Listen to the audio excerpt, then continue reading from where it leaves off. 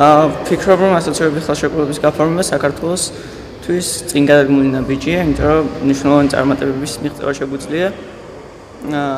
მაგალითად, ევროპასთან დაახლოების შედეგად შეგვიძლია გავზარდოთ ეკონომიკური ზრდას მივაღწიოთ, ასევე რეგულაციები.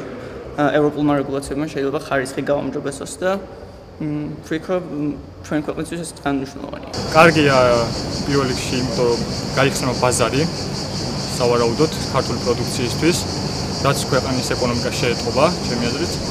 კარგია, იმიტომ რომ სწავლა გაადვილდება ევროპაში. ზოგადად კაი იქნება დავუახლოვდებით ცივილიზაციას, განვითარებული დასავლეთს, ასე ვთქვათ. მაგრამ მეორე რიგში შეიძლება პრობლემები შეუქმნას ჩვენს მეზობელთან, ჩრდილოეთ მეზობელთან.